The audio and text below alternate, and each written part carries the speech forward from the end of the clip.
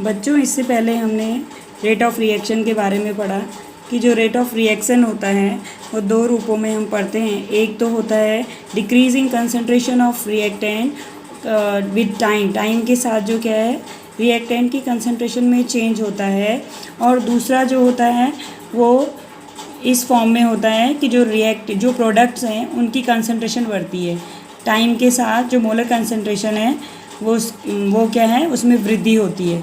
तो दोनों रूपों में पढ़ा। अब हम पढ़ेंगे अभिक्रिया की ताक्षणिक दर या इंस्टेंटेनियस रेट ऑफ रिएक्शन। अभिक्रिया की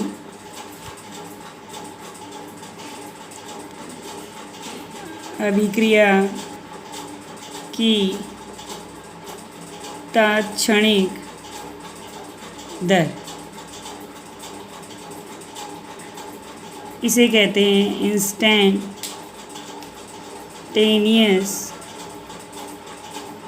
रेट ऑफ रिएक्शन।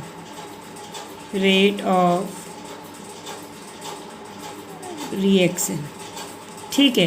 तो जो इंस्टेंटेनियस रेट ऑफ रिएक्शन है उसमें हम जो क्या है मोलर कंसंट्रेशन में जो चेंज होता है, माना हम एक रिएक्टेंट ले रहे हैं, इसका जो मोलर कंसंट्रेशन है इसमें जो भी चेंज हो रहा है वो एक फिक्स टाइम पीरियड पे होता है। फिक्स टाइम पीरियड पे होता है, किसी निश्चित समय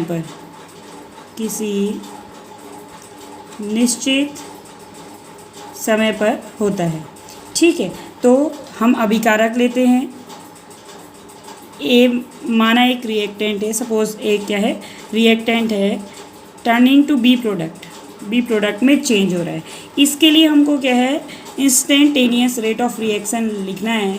तो जो इसमें समय अंतराल होता है बहुत अति सूक्ष्म, जो क्या है बहुत ही माइक्रो जो क्या है टाइम पीरियड है, दैट इज़ डेल्टा टी। जो डेल्टा टी है, माना डेल्टा टी में क्या है चेंज हो रहा है, change in molar concentration of A is turning to B, यानी क्या है प्रोडक्ट में चेंज हो रहा है। तो अगर हम इसमें लेना है इसके लिए ताक्षणिक रेट ऑफ रिएक्शन या जो क्या है इंस्टेंटेनियस रेट ऑफ रिएक्शन लेना है, तो जो डेल्टा टी बहुत क्या है इसे कहेंगे हम अति सूक्ष्म समय अंतराल।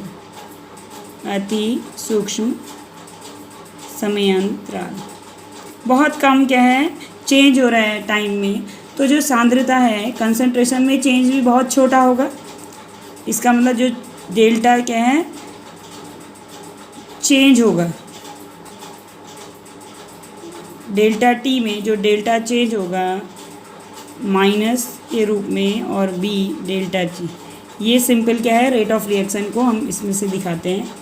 अब हम क्या है इसके लिए मैथमेटिक जो क्या है जो अति सूक्ष्म समय अंतराल है उसे मैथमेटिकली उसे क्या है गणितीय रूप में डेल्टा के स्थान पर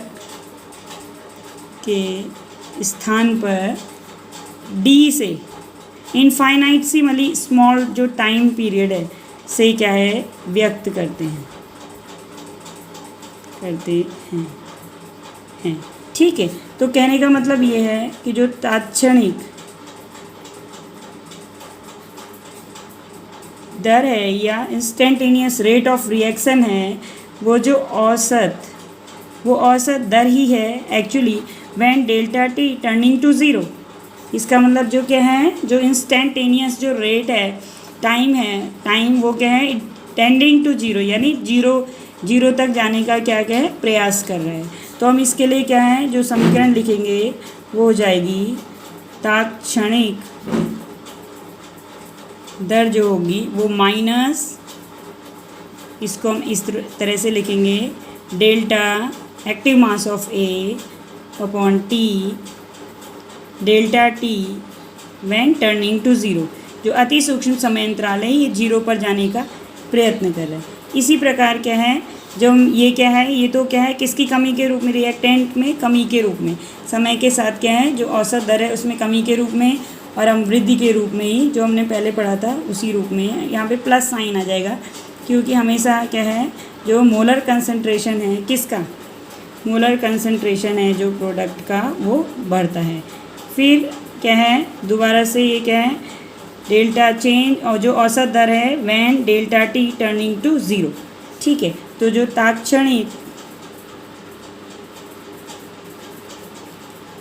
दर है, इंस्टेंटेनियस रेट ऑफ रिएक्शन है, that is equal to -d, क्योंकि जो इनफाइनाइटसिमली अति सूक्ष्म समयांतराल है और अति सूक्ष्म परिवर्तन है किसमें, सांद्रता में, उसको हम dA क्या है, अति सूक्ष्म परिवर्तन है किसमें, एक ही मोलर सांद्रता में, मोलर कंसंट्रेशन में, और ये अति सूक्ष्म समयांतराल है जिसमें वो चेंज हो रहा है।